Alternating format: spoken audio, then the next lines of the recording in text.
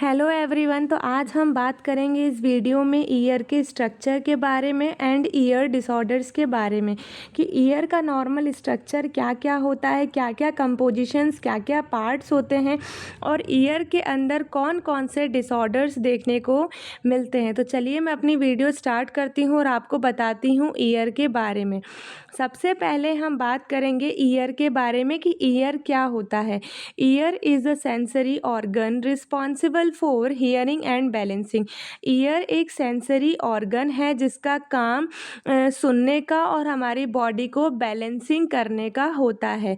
It detect sound waves. ये sound waves को detect करती है कि साउंड कहाँ से आ रही है और उस साउंड वेव्स को कन्वर्ट करती है वो नर्व सिग्नल्स में, और वो नर्व सिग्नल्स हमारे ब्रेन के अंदर जाता है और हमारा ब्रेन हमारी बॉडी को बैलेंस रखता है, उससे हम ईयर कहते हैं।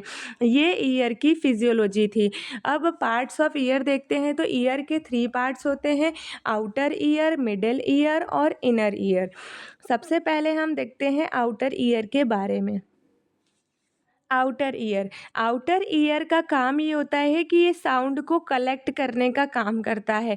हमें जब कोई आवाज़ देता है या इन्वायरमेंट में बहुत सारे साउंड होते हैं तो वो सारा कलेक्ट कौन करता है? आउटर ईयर कलेक्ट करता है। आउटर ईयर के कौन कौन से पार्ट्स होते हैं? पहला पार्ट होता है पिना, सेकंड होता है ईयर कैनाल, थर्ड है हमारा टिम्पैनिक मेम्ब्रेन। मैं आपको डायग्राम के थ्रू एक बार अच्छे से क्लियर करती हूँ। देखिए, सबसे पहले हम आउटर ईयर की बात करें तो मैंने आपको बताया था आउटर ईयर में पिना आता है, दिस इज़ अ पिना। फिर मैंने कहा था कि ईयर कैनाल या ऑडिटरी कैनाल आता है, ये हमारा पिना अंदर गया, ये ऑडिटरी कैनाल है। उसके बाद ये और अंदर गया, ये पिंकिश कलर का आपको दिख रहा है, इसे हम ईयर ड्रम कहते हैं। तो ये हमारे आउटर ईयर के पार्ट हैं। अब हम बात करेंगे मिडिल ईयर के बारे में। मिडिल ईयर एम्प्लीफाई करती है साउंड को, साउंड की इंटेंसिटी या स्पीड को बढ़ाती है। मिडिल ईयर के अंदर 3 बोन्स प्रेजेंस होते हैं जिसे हम ईयर ऑसिकल्स भी कहते हैं। कौन कौन से 3 बोन्स होते हैं? पहली बोन होती है हमारी मेलियस, मेलियस जिसे हैमर शेप की होती है। सेकंड है इनकस, इनकस एनविल शेप की होती है। थर्ड स्टेपिस, स्टेपिस जो होती है वो स्टेरअप शेप की होती है। स्टेपिस हमारे बॉडी की सबसे छोटी बोन भी होती है। फिर आता है यूस्टेचियन ट्यूब, यूस्टेचियन ट्यूब होती है।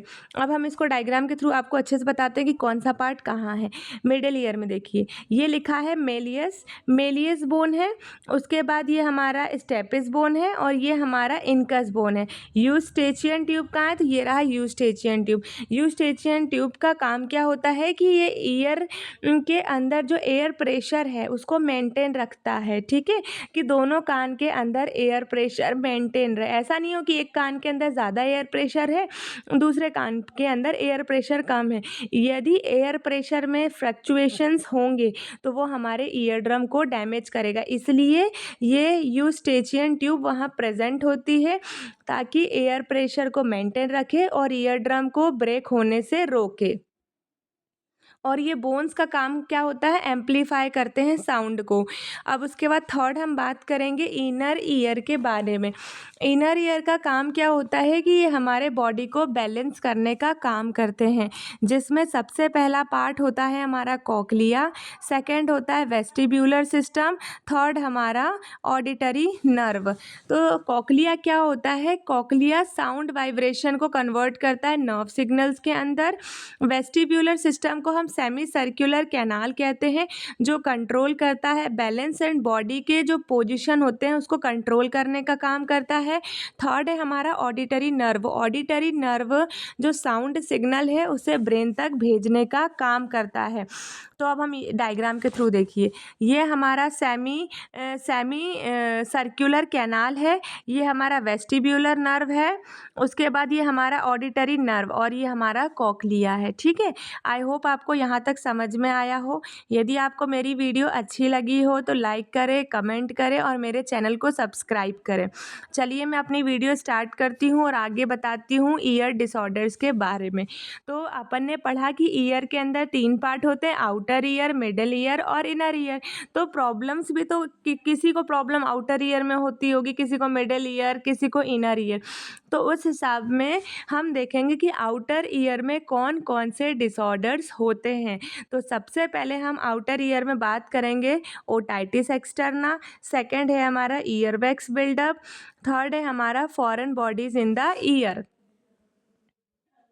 पहला डिसऑर्डर है हमारा otitis externa. Otitis mean infection या इन्फ्लामेशन हो रहा है ईयर के अंदर, उसी को ओटाइटिस एक्सटर्ना कहते हैं। एक्सटर्ना मीन्स आउटर, है ना, या आउटर या एक्सटर्नल। तो डेफिनेशन देखते हैं। इन्फेक्शन और inflammation of the outer ear canal. यदि हमें इन्फेक्शन या इन्फ्लामेशन हो जाता है हमें आउटर ईयर में, तो उस कंडीशन को हम कहते हैं ओटाइटिस एक्सटर्ना। कॉजेज़ क्या क्या हो सकते हैं ओटाइटिस एक्सटर्ना के? तो बैक्टीरियल हो सकता है, फंगल हो सकता है, बैक्टीरियल इन्फेक्शन हो सकता है, या फंगल इन्फेक्शन के कारण ओटाइटिस एक्सटर्ना देखने को मिल सकता है, या कान के अंदर बहुत ज़्यादा मॉइस्चर रह गया हो, इसके कारण इन्फेक्शन हो रहा है, या हमारा लास्ट इंजरी हो गई हो हमारे आउटर ईयर में, जिसके कारण हमें ओटाइटिस एक्सटर्ना देखने को मिलता है। क्या क्या सिम्टम्स देखने को मिलते हैं?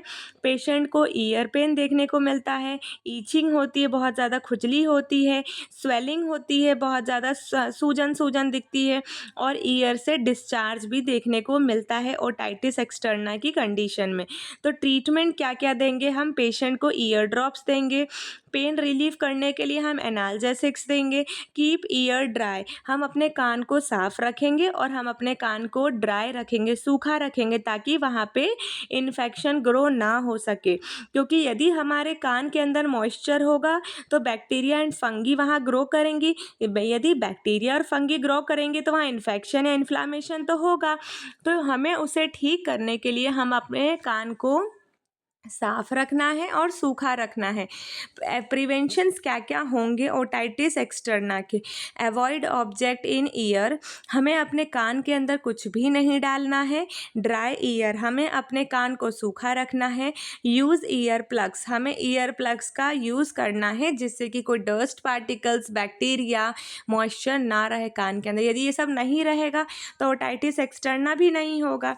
अब दूसरे डिसऑर्डर्स के बारे में हम देखेंगे। दूसरा डिसऑर्डर है हमारा ईयरवैक्स इन्फेक्शन। आई थिंक आप सब लोग को पता होगा ईयरवैक्स क्या होता है। ईयरवैक्स देखो, ईयर हमारे कान के अंदर ईयर कैनाल जो होता है या ऑडिटरी कैनाल, वहाँ पे सेरोमेनियस ग्लैंड होती हैं जो सीरम का प्रोडक्शन करती हैं। Serum is also known as earwax. तो ईयरवैक्स इन्फेक्शन, अब हम देखते हैं ईयरवैक्स इन्फेक्शन क्या होता है। Definition: excessive accumulation of ear wax blocking the ear canal. यदि नॉर्मल हमारा सीरम निकल रहा है, सीरुमेन निकल रहा है, या ईयर वैक्स निकल रहा है, हमारी ईयर नॉर्मल ईयर वैक्स का प्रोडक्शन कर रही है, तब ठीक है कि वो इन्फेक्शन से प्रोटेक्ट कर रही है, कोई डस्ट पार्टिकल्स कान के अंदर नहीं जा पा रहा है। लेकिन यदि वो ईयर वैक्स का प्रोडक्शन ज़्यादा कर रही है, जिसके कारण हमारा ईयर कैनाल जो है वो ब्लॉक हो रहा है, यदि ईयर कैनाल ब्लॉक हो जाएगा तो जो साउंड कलेक्ट करने का काम कर रहा था ईयर, वो ठीक से कलेक्ट नहीं कर पाएगा, और ठीक से कलेक्ट नहीं करेगा तो हमें ठीक से सुनाई भी नहीं देगा ना। तो उस कंडीशन को हम कहते हैं ईयर वैक्स इन्फेक्शन। क्या क्या कॉजेज़ हो सकते हैं ईयर वैक्स इन्फेक्शन के? सबसे पहला है ओवर प्रोडक्शन। किसका ओवर प्रोडक्शन हो जाना? ईयर वैक्स का ओवर प्रोडक्शन हो जाना। इन प्रॉपर क्लीनिंग, यदि हम अपना कान ठीक से साफ नहीं करते हैं तो जो वहाँ पे ईयर वैक्स प्रोड्यूस हो रहा है वो कंटिन्यू तो प्रोड्यूस होता रहता है, बट वो प्रोड्यूस कंटिन्यूस होते होते होते बहुत ज़्यादा हो गया और वो हमारे ईयर कैनाल के अंदर एक्यूमुलेट हो गया, जिसके कारण हमें हियरिंग प्रॉब्लम होगी। उसके बाद लिखा है ईयरबड का यूज़। हम जब ईयरबड्स का यूज़ ज़्यादा करते हैं तो भी हमें ईयरबैग्स इन्फेक्शन होने के चांसेस होते हैं। क्या साइन एंड सिम्टम्स होते हैं ईयरवैक्स इन्फेक्शन के? पेशेंट को हियरिंग लॉस देखने को मिलता है।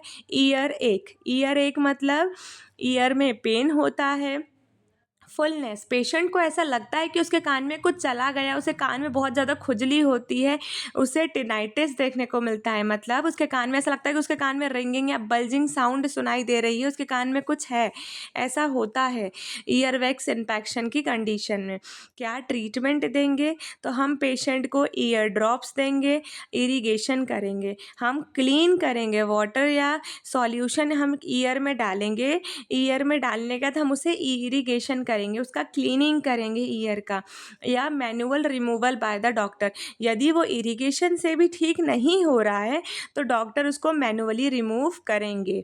उसके बाद क्या क्या प्रिवेंशंस लेना चाहिए कि ईयरवैक्स इन्फेक्शन ना हो?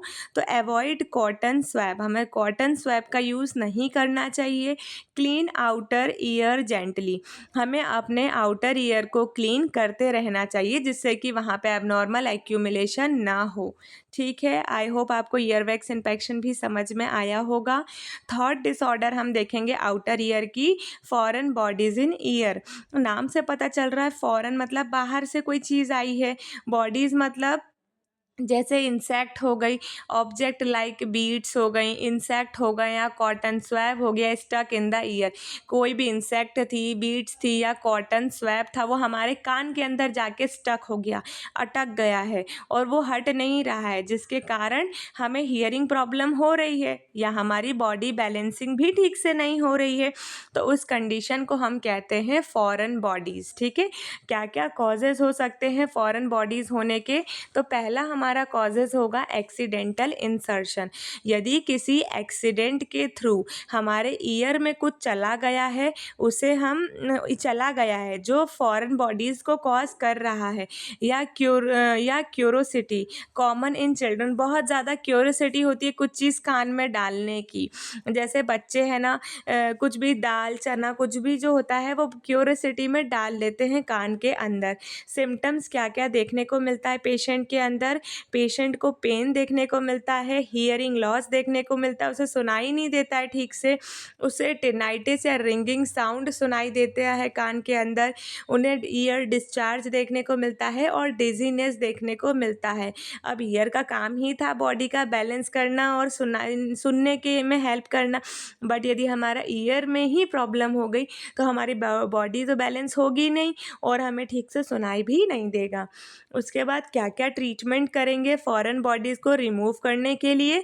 तो removal by a doctor using suction, doctor suction के थ्रू ईयर में से फॉरेन बॉडीज़ को रिमूव करता है, या फॉर्सेप्स के थ्रू। फॉर्सेप्स भी एक इंस्ट्रूमेंट होता है जिसके थ्रू हम फॉरेन बॉडीज़ को निकाल सकते हैं, या इरिगेशन करेंगे, ईयर की क्लीनिंग कर कर हम फॉरेन बॉडीज़ को रिमूव करेंगे। क्या क्या प्रिवेंशंस लेंगे कि फॉरेन बॉडीज़ ना हो हमारे ईयर के अंदर? तो keep small object away from the children, बच्चों के सामने से छोटी चीज़ों को हटा देंगे क्योंकि बच्चे क्यूरियोसिटी में कान के अंदर चीज़ों को डाल लेते हैं। Avoid inserting item in the year, हमें अपने कान किसी भी चीज़ से खोदना नहीं है या इंसर्ट नहीं करना है कुछ भी हमें कान के अंदर, क्योंकि वो स्टक हो जाता है तो हमें फॉरेन बॉडीज़ की कंडीशन देखने को मिलती है। तो ये 3 हमारे आउटर ईयर के डिसऑर्डर्स थे। अब मैं आगे बढ़ती हूँ और आपको बताती हूँ मिडिल ईयर के डिसऑर्डर्स के बारे में। तो अब मिडिल ईयर के डिसऑर्डर्स होंगे, अभी हमने ओटाइटिस एक्सटर्ना पढ़ा था क्योंकि वो आउटर ईयर में हुई थी। अब हम पढ़ रहे हैं ओटाइटिस मीडिया, मतलब ये मिडिल ईयर में हो रही है। उसके बाद है हमारा यूस्टेचियन ट्यूब डिसफंक्शन। थर्ड है हमारा टिम्पैनिक मेम्ब्रेन परफोरेशन। फोर्थ है हमारा कोलियोस्टोमा। उसके बाद है ओटोस्क्लेरोसिस। अब हम बात करेंगे एक एक कर कर डिटेल में। सबसे पहले हम देखते हैं ओटाइटिस मीडिया क्या होता है। ओटाइटिस मीडिया मीन्स इन्फेक्शन और inflammation of the middle ear. यदि इन्फेक्शन या इन्फ्लामेशन हमारे मिडिल ईयर में होता है तो उस कंडीशन को हम ओटाइटिस मीडिया कहते हैं। क्यों हो रहा है? ये बैक्टीरिया है या वायरल इन्फेक्शन से हो रहा है, या कोल्ड जब बहुत ज़्यादा ठंडा मौसम होता है तब भी हमें ओटाइटिस मीडिया कान में दर्द होता है। रेस्पायरेटरी इन्फेक्शन, किसी पेशेंट को रेस्पायरेटरी इन्फेक्शन है उसके कारण भी हमें ओटाइटिस मीडिया हो सकता है, या ब्लॉक्ड हो गए यूस्टेचियन ट्यूब ब्लॉक हो गई उसके कारण भी पेशेंट को ओटाइटिस मीडिया देखने को मिलता है। क्या साइन एंड सिम्टम्स होते हैं ओटाइटिस मीडिया के? तो सबसे पहला सिम्टम्स है ईयर पेन। पेशेंट को बहुत ज़्यादा ईयर पेन देखने को मिलता है, फीवर देखने को मिलता है, हियरिंग लॉस हो जाती है, या हमारे ईयर से फ्लूइड डिस्चार्ज होता रहता है। क्या क्या ट्रीटमेंट लेते हैं हम ओटाइटिस मीडिया? ओटाइटिस मीडिया में डिपेंड करता है कि कॉजेज़ क्या है। यदि बैक्टीरिया से हुई है तो उसे हम एंटीबायोटिक्स की ईयर ड्रॉप्स देंगे। पेन रिलीफ करने के लिए हम उसे एनाल्जेसिक्स देंगे या वार्म कंप्रेशन देंगे जिससे पेशेंट का पेन कम हो जाए। क्या क्या प्रिवेंशंस लेंगे कि ओटाइटिस मीडिया ना हो? तो हमें अपने कान की गुड हाइजीन रखना है, हमें अपना कान अच्छे से साफ रखना है, प्रॉपर वैक्सीनेशन लेना है, अवॉइड स्मोकिंग एक्सपोजर, हमें स्मोकिंग नहीं करना है और उनके एक्सपोजर से भी बचना है। ठीक है, अब हम सेकंड डिसऑर्डर पढ़ेंगे मिडिल ईयर की, यूस्टेचियन ट्यूब डिसफंक्शन। नाम से पता चल रहा है डिसफंक्शन मतलब वो ठीक से काम नहीं कर रही है। मैंने आपको बताया था कि यूस्टेचियन ट्यूब का काम क्या होता है। इसका काम ये होता है कि ये एयर प्रेशर को बैलेंस रखने का काम करती है।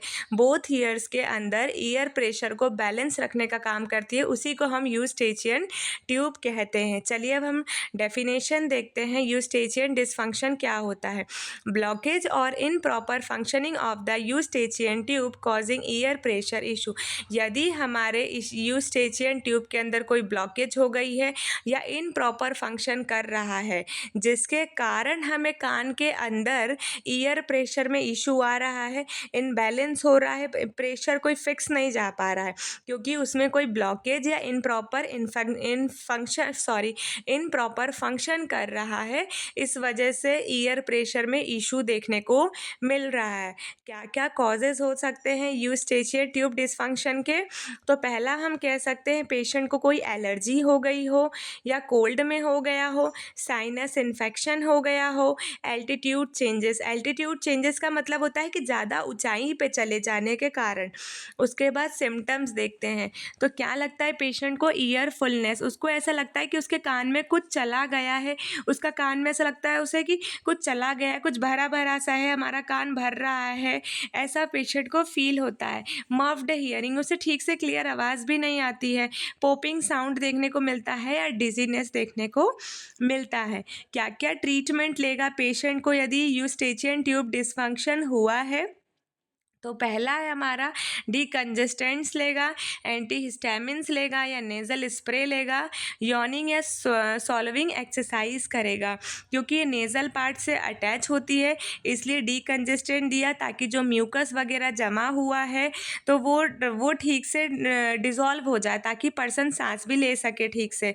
एंटीहिस्टामिन्स दे रहे हैं ताकि एलर्जी वगैरह ना हो, नेज़ल स्प्रे दे रहे हैं और पेशेंट को हम यॉर्निंग या सॉल्विंग एक्सरसाइज करें। प्रिवेंशन क्या क्या होगा पेशेंट को? तो पेशेंट को ट्रीट करेंगे हम एलर्जी के, जो एलर्जीज़ है पेशेंट को उसको ट्रीट करेंगे, अवॉइड करेंगे सडन प्रेशर को, changes, chewing gum during flights, chewing gum वगैरह फ्लाइट्स में च्युइंग करना है। उसके बाद थर्ड डिसऑर्डर है हमारी tympanic membrane perforation. Tympanic membrane का दूसरा नाम मैंने बताया था ईयर ड्रम। परफोरेशन मतलब हॉल हो जाना या फट जाना या टीयर हो जाना।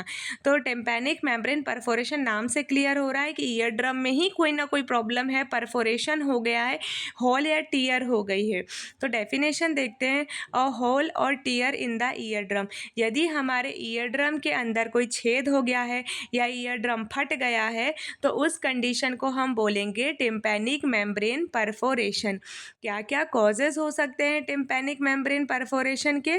तो सबसे पहले पेशेंट को इन्फेक्शन के कारण हो सकता है या लाउड साउंड बहुत तेज़ आवाज़ आ गई हो, बहुत ज़्यादा नॉइस आ गया हो, उसके कारण ईयर ड्रम हमारी फट गई हो, किसी इंजुरी के कारण फट गई हो, या सडन प्रेशर चेंज होने के कारण भी हमारा ईयर ड्रम में परफोरेशन देखने को मिलता है। क्या क्या सिम्टम्स देखने को मिलेगा टिम्पैनिक मेम्ब्रेन परफोरेशन में? तो सबसे पहले पेशेंट को ईयर पेन देखने को मिलेगा, हियरिंग लॉस देखने को मिलेगा, टिनाइटिस देखने को मिलेगा, या फ्लूइड डिस्चार्ज वगैरह देखने को मिलेगा। ये ट्रीट कैसे करेंगे? Heal on its own. ये पहले तो यदि माइनर सा होगा तो खुद से हील हो जाएगा, हम कुछ मेडिसिन्स वगैरह देंगे, ईयर ड्रॉप्स देंगे, माइनर होगा तो वो खुद से हील हो जाएगा और मेडिसिन्स वगैरह लेकर। बट यदि ये सीवियर हो गया है, ज़्यादा फट गया है, तो हम उसे सर्जरी के थ्रू ठीक करेंगे, रिपेयर करेंगे, जिसे हम टिम्पैनोप्लास्टी कहते हैं। Surgically repair of tympanic membrane is known as tympanoplasty. क्या क्या प्रिवेंशंस लेंगे? तो अवॉइड करना है लाउड नॉइस को, insert object carefully.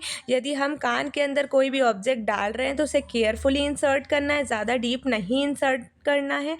Treat infection early. यदि कोई इन्फेक्शन हो गया है कान के अंदर तो उससे ट्रीट। कॉलियोस्टोमा के बारे में देखेंगे। कॉलियोस्टोमा क्या होता है? N abnormal known cancerous skin growth in the middle ear. यदि एबनॉर्मली नोन कैंसरस स्किन का ग्रोथ हो रहा है मिडिल ईयर के अंदर तो उस कंडीशन को हम बोलेंगे कॉलियोस्टोमा। ठीक है, क्या क्या कॉजेज़ होंगी जिसके कारण एबनॉर्मल स्किन ग्रोथ देखने को मिल रही है मिडिल ईयर के अंदर? तो पेशेंट को क्रॉनिक ईयर इन्फेक्शन के कारण देखने को मिल सकता है, या यूस्टेचियन ट्यूब डिसफंक्शन हो सकती है, या कंजेनाइटल हो सकता है। एक्चुअली रेयर है कंजेनाइटल तो, बट हाँ हो सकता है। सिम्टम्स क्या क्या होंगे पेशेंट के अंदर? तो पेशेंट का ईयर डिस्चार्ज देखने को मिलेगा, हियरिंग लॉस देखने को मिलेगा, ईयर फुलनेस देखने को मिलेगा, या डिजीनेस देखने को मिलेगा। क्या क्या ट्रीटमेंट देंगे हम कोलियोस्टोमा वाले पेशेंट को? तो सर्जरी टू रिमूव ग्रोथ। यदि एक्सेसिव ग्रोथ हो रही है स्किन की, ट्रीटमेंट करेंगे सर्जरी टू रिमूव ग्रोथ। हम सर्जरी कर कर जो एक्सेसिव स्किन ग्रोथ हो रही है उसे हम रिमूव करेंगे और एंटीबायोटिक्स देंगे यदि इन्फेक्शन है तो। क्या क्या प्रिवेंशंस लेंगे? तो treat ear infection early. Year में कोई इन्फेक्शन है तो उसके लिए हम अर्ली ट्रीट करेंगे, मेंटेन करेंगे ईयर हाइजीन को। हमें अपनी ईयर को क्लीन रखना है ताकि वो फेवरेबल प्लेस ना बने इन्फेक्शन के लिए। उसके बाद हम देखते हैं इनर ईयर के डिसऑर्डर्स के बारे में। अभी तक आपको मैंने आउटर ईयर पढ़ाया, मिडिल ईयर पढ़ाया, अब लास्ट है हमारा इनर ईयर के डिसऑर्डर्स के बारे में। तो सबसे पहले हमारा मेनियर डिजीज़, लेब्रिंथाइटिस और वेस्टिब्यूलर न्यूराइटिस। तो चलिए अब डिटेल में देखते हैं इनके बारे में। सबसे पहले हमारा मेनियर डिजीज़। मेनियर डिजीज़ क्या होता है? A chronic inner ear disorder causing balance and hearing issue. Meniere disease क्या है? तो मेनियर डिजीज़ एक इनर ईयर की डिसऑर्डर है जो बहुत लंबे समय से होती है, जिसके कारण हमारे बॉडी का जो बैलेंस है वो भी प्रॉपर मेंटेन नहीं होगा और पर्सन को ठीक से सुनाई भी नहीं देता है। उस कंडीशन को हम मेनियर डिजीज़ कहते हैं। क्या क्या कॉजेज़ होंगे मेनियर डिजीज़ के?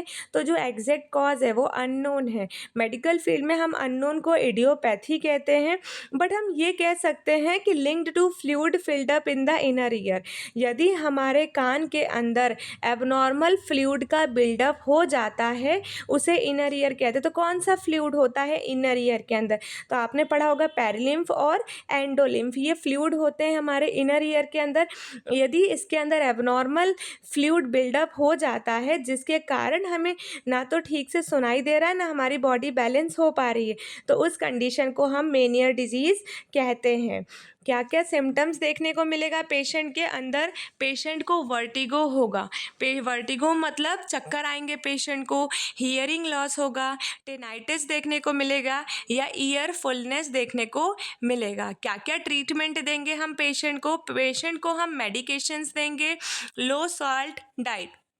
थोड़ा हम उसको सजेस्ट करेंगे कि नमक वगैरह कम खाए, लाइफ़स्टाइल चेंजेस करने पड़ेंगे उसको, तब जाके मेनियर डिजीज़ को हम ठीक कर पाएंगे। और यदि सीवियर कंडीशन हो गई है तो उसका सर्जरी करके ही ठीक करेंगे।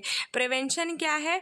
मैनेज करना है स्ट्रेस को, अवॉइड करना है कैफ़ीन को एंड एक्सेस सॉल्ट, ठीक है। स्टे हाइड्रेटेड, मतलब उसे स्ट्रेस को दूर रखना है और सॉल्ट और कैफ़ीन को कम लेना है, कम क्या अवॉइड ही करना है, और स्टे हाइड्रेटेड, और अपनी बॉडी को हाइड्रेटेड रखना, उसे प्लेंटी ऑफ वाटर पीना है, ठीक है। अब हम दूसरे डिसऑर्डर्स तक मूव करते हैं। तो दूसरी डिसऑर्डर है हमारी लेब्रिंथाइटिस।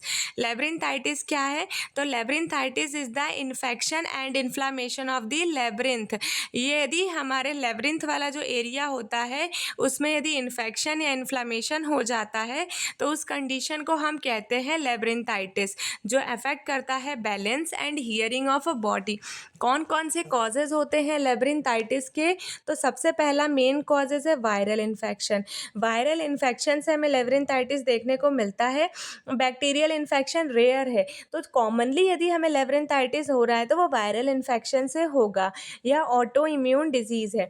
ऑटो इम्यून डिजीज़ मतलब क्या होता है? ऑटो मतलब खुद की, हमारी खुद की इम्यून सेल्स हमारे हेल्दी सेल्स को फ़ौरन समझ के उन पे ही अटैक कर देती हैं, उसे हम कहते हैं ऑटो इम्यून डिजीज़। क्या क्या सिम्टम्स होते हैं लेब्रिंथाइटिस वाले पेशेंट के अंदर? तो पेशेंट के सिम्टम्स होंगे वर्टिगो, नोजिया, वॉमिटिंग होगी, हियरिंग लॉस होगा या टेनाइटिस देखने को मिलेगा। क्या क्या ट्रीटमेंट देंगे पेशेंट को?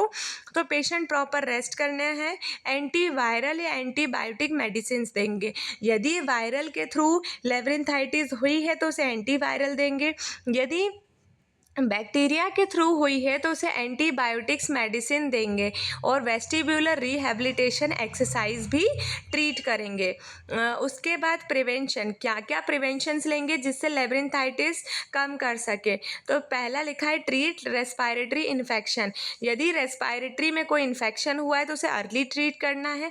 मेंटेन करना है ईयर हाइजीन को, मेंटेन करना है। Thank you so much to watch my video. यदि आपको मेरी वीडियो अच्छी लगी हो तो आप लाइक करें, कमेंट करें और मेरे चैनल को सब्सक्राइब करें। थैंक यू सो मच, आपने इतना टाइम दिया।